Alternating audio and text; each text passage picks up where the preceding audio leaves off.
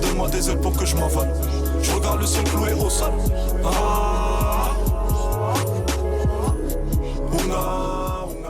Salut, voici la seconde vidéo sur la série My Hero Academia. Je vais parler ici des tomes 4 à 6 et du coup il va y avoir de l'analyse histoire et de l'analyse de mise en scène. Le quatrième tome commence donc avec la suite du tournoi où il va y avoir une confrontation des personnages par groupe de 4, ce qui va demander à l'auteur un assez gros défi technique d'un point de vue dessin parce que toute la position des personnages et tout ça à gérer sous forme de cavalier, c'est vraiment pas simple. Et en plus le fait de devoir gérer une bataille qui se passe à différents endroits en même temps, c'est vraiment pas évident pour te faire ressentir le temps de manière qui te semble logique. Parce que souvent on va nous montrer juste deux groupes de cavaliers occupés de s'affronter, et pendant cette scène là on sait qu'il se passe en hors-champ toute une série d'actions qu'on nous donne pas à voir mais que les autres personnages continuent de vivre en dehors de la page en soi quoi. Ce qui fait que pendant les 7 minutes de ce match on va suivre juste Deku et Katsuki et les interactions qu'ils vont avoir avec les autres adversaires, mais qu'il va y avoir plein de résolutions de combats qui vont se dérouler sans qu'on ne le sache, qui vont être secondaires et desquels on va pas vraiment s'intéresser quoi. Ce qui est justifié aussi par la narration avec le personnage qui peut manipuler les esprits et qui essaie justement de rester en retrait des autres et d'être discret, ce qui fait que ça justifie en partie pourquoi on ne va pas le voir agir directement. Aussi pour nous faire ressentir de la simultanéité, ici sur cette page, on va nous montrer Deku occupé de parler en haut de page, et sa bulle en haut de page va directement être reliée à une bulle qui va terminer la page. Et entre ces deux moments de dialogue, on va nous montrer sur différentes cases, différents groupes occupés d'agir, pour bien nous faire comprendre que pendant que parle Deku, il se passe en même temps d'autres actions et que le temps continue de s'écouler. Et l'auteur va aussi nous montrer un autre type d'astuce,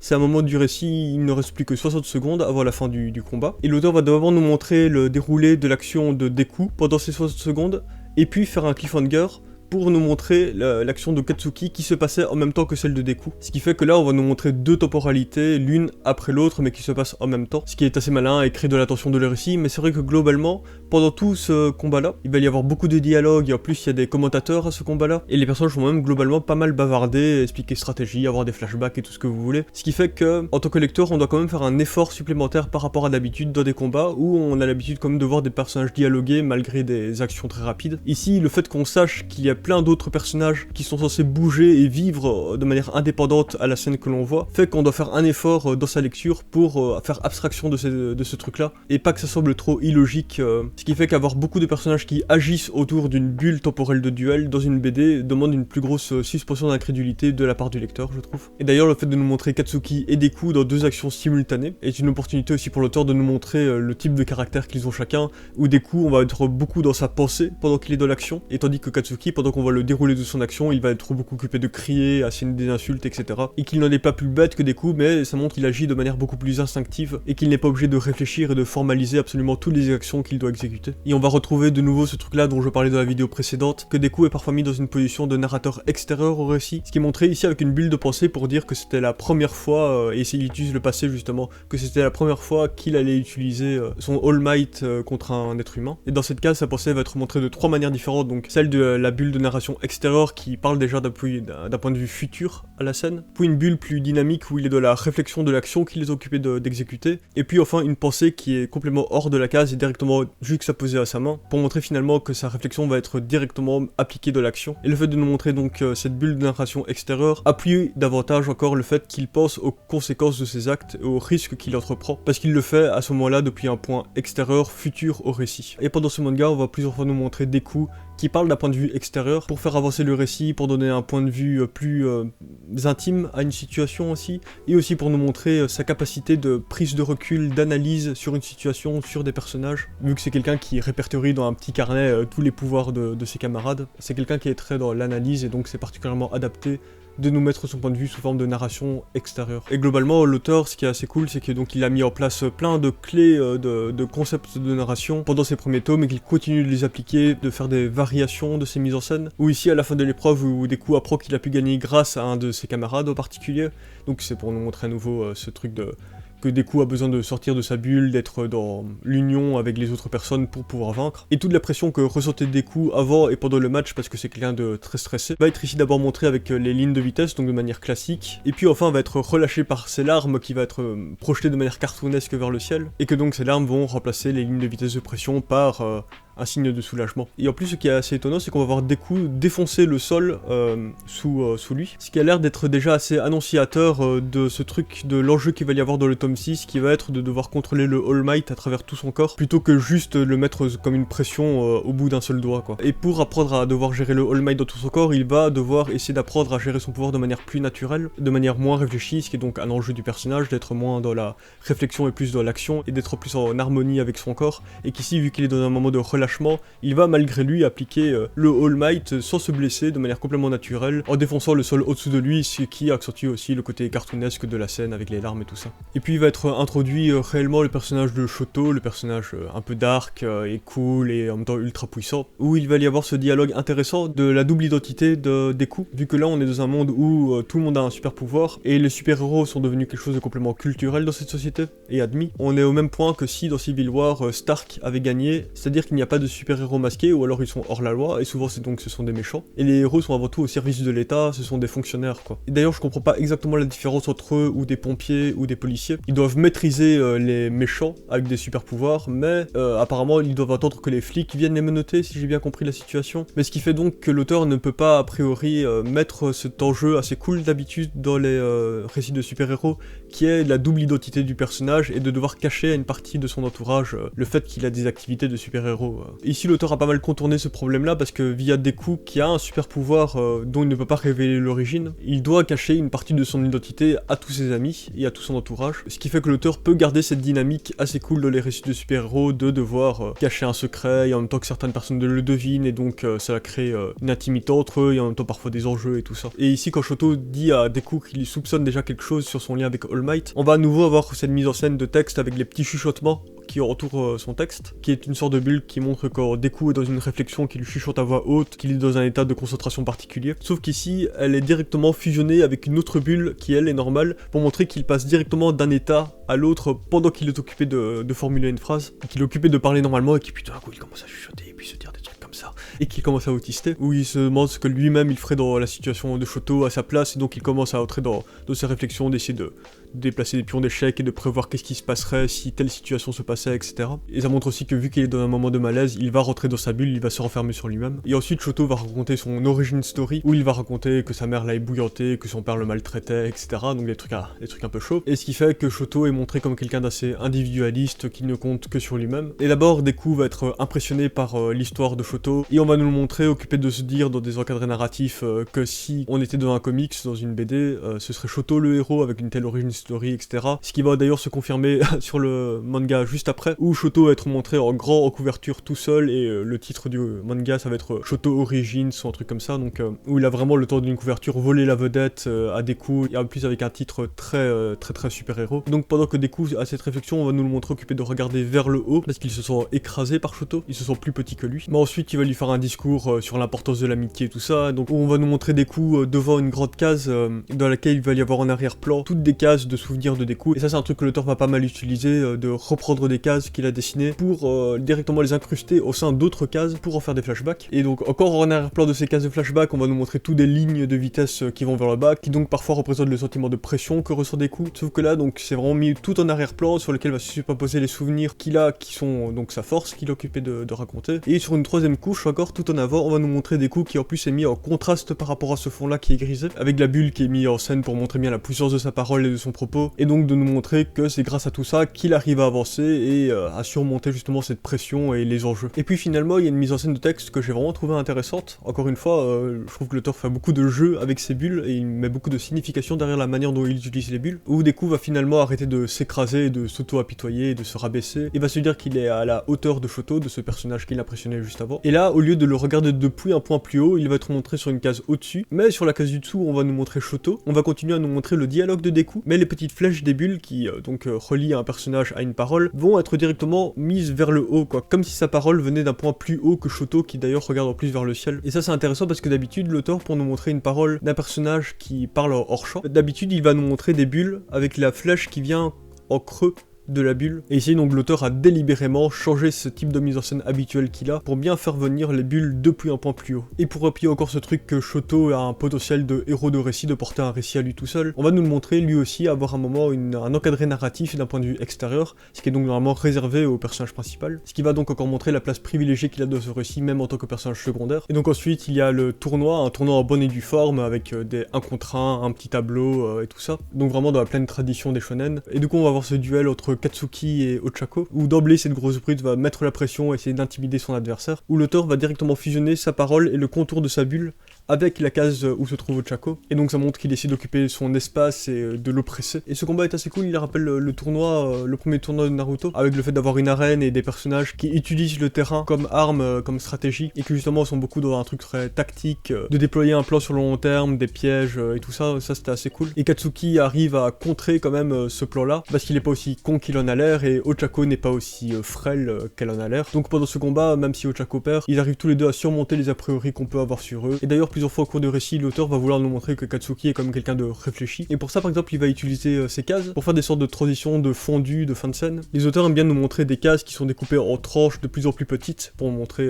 comme des plans de suspension, un fondu, etc. comme j'ai dit. Et ici, dans ce contexte, c'est aussi pour nous montrer que Katsuki est dans une réflexion qui se prolonge et pas juste occupé de constater un truc et puis de s'arrêter de penser, quoi. Qu'il est occupé de réfléchir, d'avoir une pensée, une réflexion sur le long terme. Et Katsuki va continuer d'être développé comme personnage. On va nous montrer qu'il ne fait pas l'effort de retenir le nom de ses camarades, ni même de s'intéresser à quels sont leurs pouvoirs et tout ça. Ce qui fait qu'il va donner un surnom moqueur à tous les persos, et ce que fait exactement Luffy, et même Son Goku, parfois je pense qu'il fait ça. D'habitude c'est pour montrer plutôt qu'un personnage est sympathique, qu'il est un peu désinvolte, mais que c'est aussi une marque d'affection de sa part. Mais ici avec Katsuki c'est pour nous montrer que le mec est super méprisant et qu'il en a rien à foutre. Et c'est marrant ici de montrer un trait de caractère de héros de shonen, qui est censé nous rendre plus sympathique un personnage, pour nous montrer au contraire le verso de ce caractère et nous montrer tout ce que ça peut avoir de négatif. Même si malgré lui, Katsuki, via le billet d'Ochako, a donné à Izuku son surnom de super-héros, Deku, et donc une partie forte et importante de son identité. Et dernier truc avec Katsuki, c'est marrant parce qu'après le combat de Izuku contre Shoto, donc Izuku qui a réussi à régler un gros dilemme que Shoto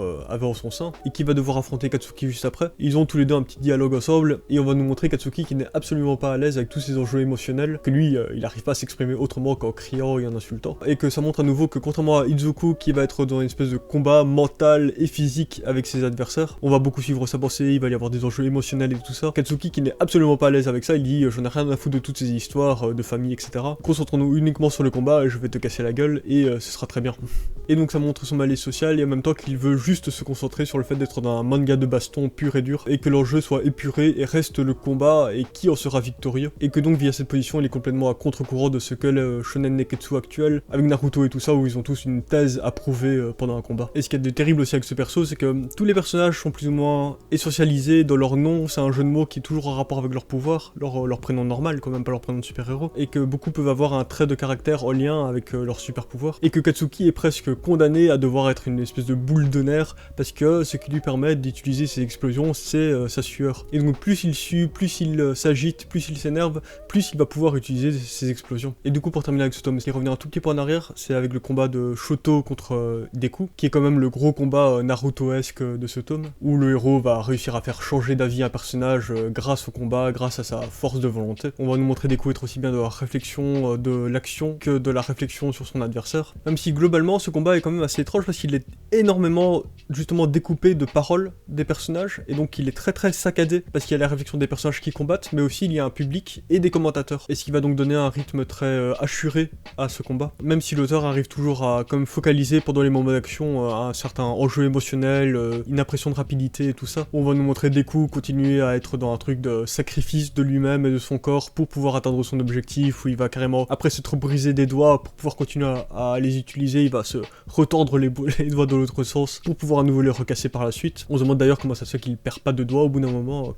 et pas des doigts qui volent en lambeaux, quoi, qui se détachent. Et ça c'est un truc que l'auteur fait beaucoup avec ses personnages, c'est de mettre un coup au pouvoir, que ce soit pas gratuit de jeter des pouvoirs, quoi qu'il y ait un épuisement physique forcément, mais que les persos ont une réelle conséquence à utiliser leur pouvoir, genre le mec à l'électricité il devient complètement stupide pendant un certain temps, s'il utilise trop son électricité, Ochako elle finit par vomir s'il utilise trop son antigravité, et le mec avec ses boules de raisin là sur le crâne, on sait toujours pas trop à quoi il sert ce perso. Et il y a un tout petit détail mais il dit qu'il finit par saigner s'il retire trop de ses boules collantes de cheveux. Et du coup, Deku, bah lui, il se défonce complètement le corps, il se fait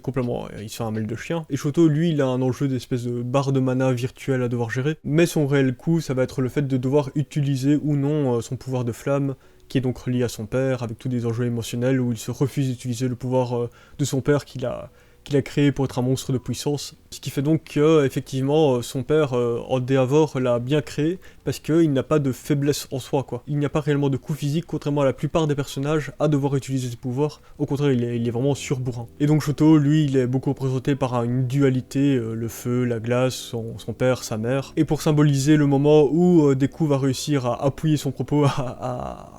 valider sa thèse, on va nous montrer le moment où il crie la parole clé sur 2 cases en vis-à-vis, avec Deku d'un côté et Shoto de l'autre, mais l'onomatopée, pour appuyer le fait que c'est un moment intense, va être directement superposé à la frontière de ces 2 cases-là, qui normalement sépare les 2 cases donc, ce qui va donc amoindrir cette impression de séparation qu'il y a entre les 2 cases et va sembler au contraire les fusionner ensemble. Ce qui va couper l'impression de séparation physique qu'ont les 2 personnages, en mode ils sont plus ou moins à distance l'un de l'autre. Là, comme ça, on va vraiment avoir l'impression que Deku est occupé de crier directement à 2 cm de la tête de Shoto. Et toujours dans cette idée de jouer avec la bordure qui sépare les cases, après un flashback, parce qu'il y a aussi beaucoup de flashbacks dans le récit qui entrecoupent le rythme, où Shoto se rappelle d'un moment où il regardait All Might à la télé avec sa mère. All Might, comme pour Deku, déclarait une grande phrase qui allait le marquer à vie, sauf que là il se souvenait plus de la fin de la phrase d'All Might, mais il va s'en souvenir grâce à Deku. Et donc là on va nous montrer 2 grandes cases avec Shoto, avec un zoom sur la seconde, mais la bordure qui sépare les cases est directement fusionnée avec un encadré narratif, qui a l'air d'être à la fois justement un encadré, mais en même temps une bordure un peu plus élargie et mis avec des traits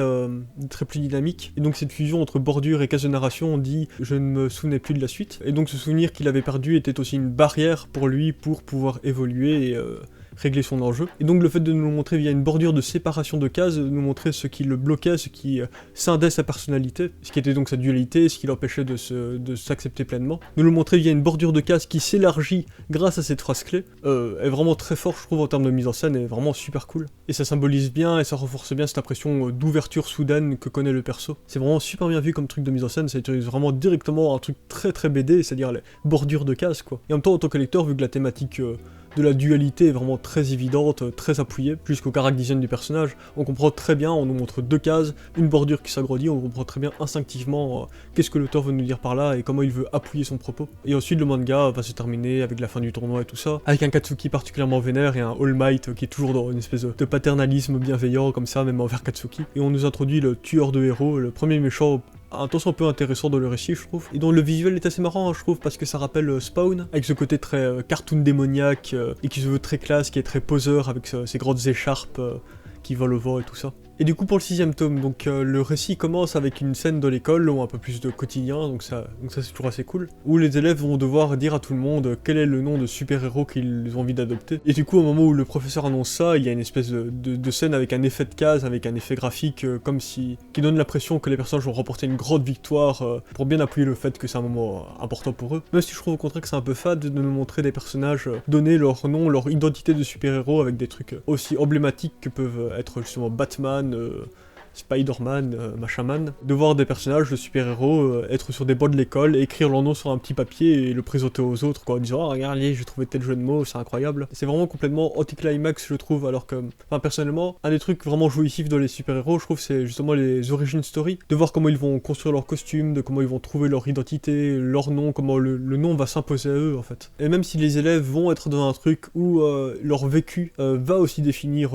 comment ils vont s'identifier, ça va pas être dans un moment d'épiphanie où tout d'un coup le personnage va se lever et se dire je suis Spider-Man ou quelque chose comme ça. Mais il y a beaucoup de personnages à présenter, donc on peut comprendre pourquoi l'auteur veut se débarrasser de ça assez rapidement, même s'il y a encore des points de suspension pour certains personnages. Et genre Tenya, lui, il va se définir pendant l'histoire, un peu plus tard, via le nom de son frère qui est devenu handicapé à cause du tueur de héros, et donc reprendre son surnom et donc une partie de son identité. Donc là, voilà, il y a une origin story un peu plus intéressante. Mais ce que je disais, c'est que c'est pas étonnant dans ce contexte-là, vu que ce sont des fonctionnaires, quoi. Ils sont dans une école. On se demande même parfois pourquoi ils sont dans cette école-là, genre la fille crapaud, elle a envie de secourir des gens en mer. Pourquoi est-ce que t'as besoin d'être dans une école hyper élitiste pour faire un boulot quand t'as des super pouvoirs de nager hyper bien? Pourquoi est-ce que t'as besoin d'avoir une école de formation de super-héros pour aller sauver des gens en mer, quoi? Je comprends pas trop. Mais que donc justement ils sont dans un cadre étatique, dans un cadre administré, et que ça lève donc ce côté marginal, vigilantiste, qu'ont souvent les super-héros au début de leur carrière et qui donne aussi leur charme, avant qu'ils soient davantage institutionnalisés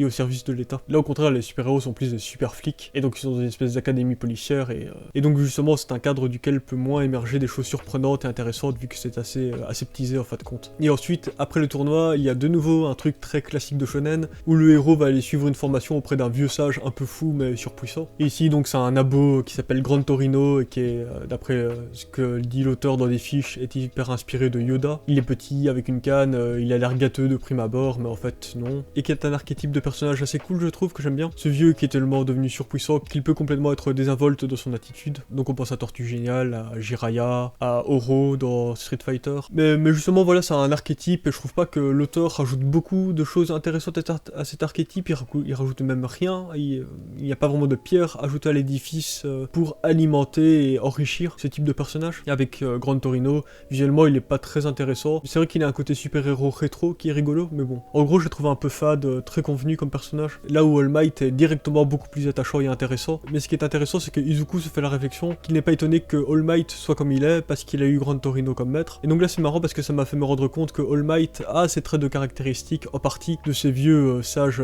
super puissants. Parce que comme eux il est socialement un peu bizarre, il est surpuissant, il est déjà une grande figure légendaire, et donc justement ce qui fait que All Might est une variation beaucoup plus intéressante de Yoda ou Tortue Géniale que ne l'est Grand Torino, parce qu'il ne se contente pas juste d'être cette caricature, parce qu'il est plutôt justement dans un entre-deux. Quand il sera très vieux, on peut s'imaginer qu'il aurait été comme ça, mais là il est à la fois dans son aspect super fort, et à la fois décharné, il est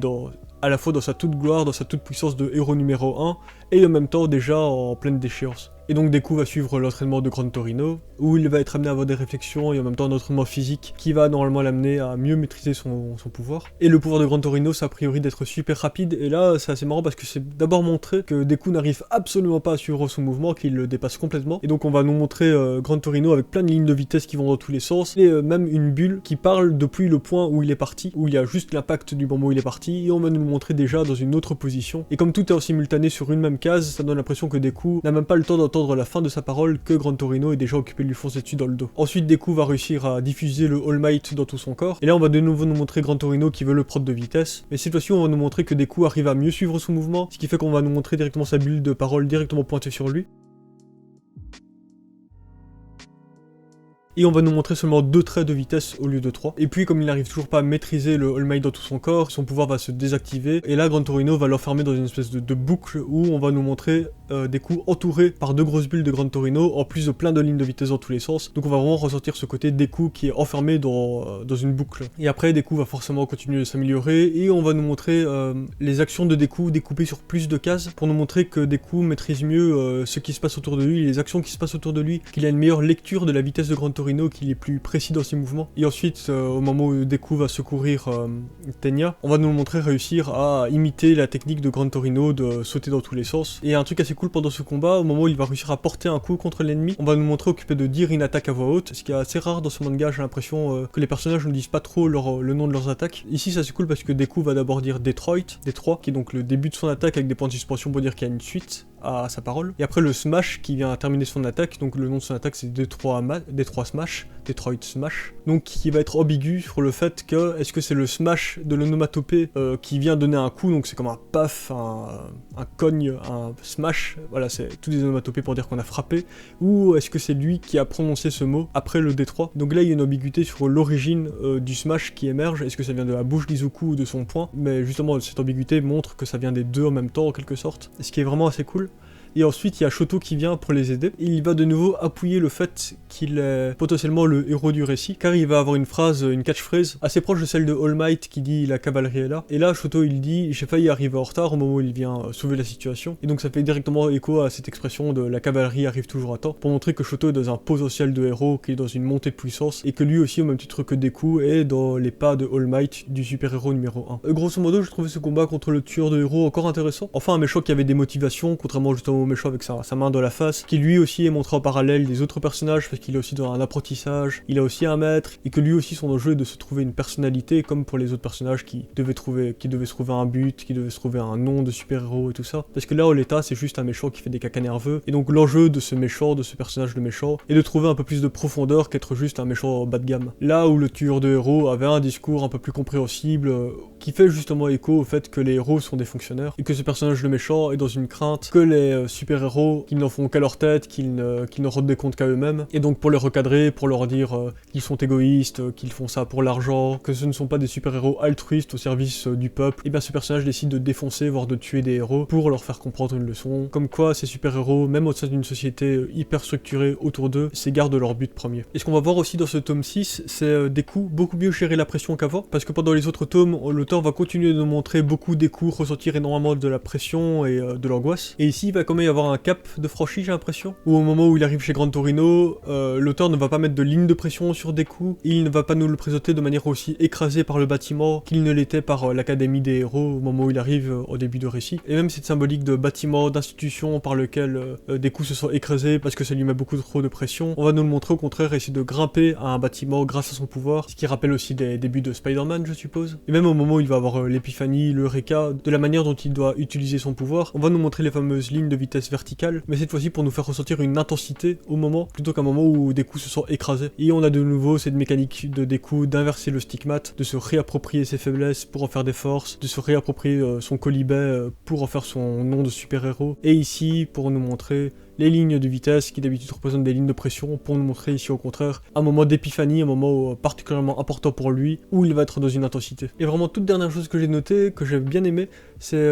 justement ce truc que l'auteur utilise comme mise en scène, d'utiliser des cases qu'il a dessinées, qu'il remet dans d'autres cases, pour en faire des flashbacks, pour en faire des moments précis que les personnages se rappellent. D'habitude je suis pas forcément très emballé par cette mécanique de narration, je trouve pas ça particulièrement intéressant, même si c'est très efficace pour le récit. Ici je trouve que l'utilisation est un peu plus intéressante, c'est quand Deku, en fin de récit, va aller secourir Tenya, parce qu'il se rappelle de ce moment où Tenya lui disait mais non, tout va bien, t'inquiète pas, alors que Deku sentait bien quelque chose qui n'allait pas, et que Tenya allait merder. Ici, il se rappelle de ce moment, et cette case précise de Tenya, qui était ambiguë, est montrée entourée d'un cadre noir, et en beaucoup plus petit. Et ce qui fait qu'on va ressentir, grâce à cette nouvelle mise en scène de cette image-là, qu'on a déjà vue, on va la ressentir complètement différemment, où le fait de la rapetisser et de la mettre entourée de noir va contraster davantage l'ombrage et le trait qui était dessiné sur le visage de Tenya, et ce contraste va enlever toute l'ambiguïté de l'image pour nous faire ressentir au contraire que cette expression était déjà très inquiétante à ce moment-là. Et donc ça montre bien que Deku n'avait pas bien analysé la situation à ce moment-là, et donc il est dans un moment de regret en disant j'aurais dû voir ça,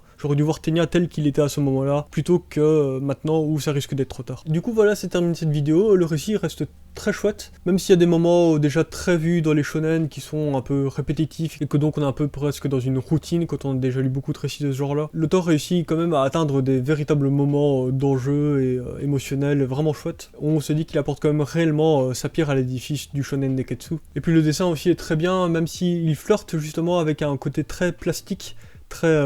trop propre comme ça qu'ont certains dessins de manga qui moi me parlent pas forcément, et qui est encore accentué dans le spin-off qui a été fait où j'aime pas du tout le dessin. Ici l'auteur, malgré un cadre où il a un dessin justement très plastique, très jouet, presque comme ça parfois, il arrive quand même à relâcher son trait à certains moments pour nous faire ressentir plus d'empathie envers les personnages, ou à être quand même dans une grosse recherche d'expression intéressante où il va pas hésiter à déformer le visage de ses personnages à certains moments pour bien nous faire ressentir des moments particuliers et intenses. Donc voilà, il y a une belle gestion entre la technicité hyper propre et en même temps un dessin plus écriture qui va être plus dans l'émotion. Et aussi le fait qu'il y ait toujours autant de personnages à devoir gérer fait qu'on a quand même l'impression d'être dans un univers très foisonnant, et donc ça c'est assez cool. Mais c'est aussi un côté frustrant parce qu'il manque de moments d'intimité avec les personnages, je trouve. J'aurais aimé voir davantage leurs relations se développer pour les personnages, des moments où ils ont le droit d'être isolés entre eux dans un tout petit comité pendant un certain laps de temps pour pouvoir les voir interagir ensemble et se développer quoi. Ce qui fait que tout ça est hyper dynamique, mais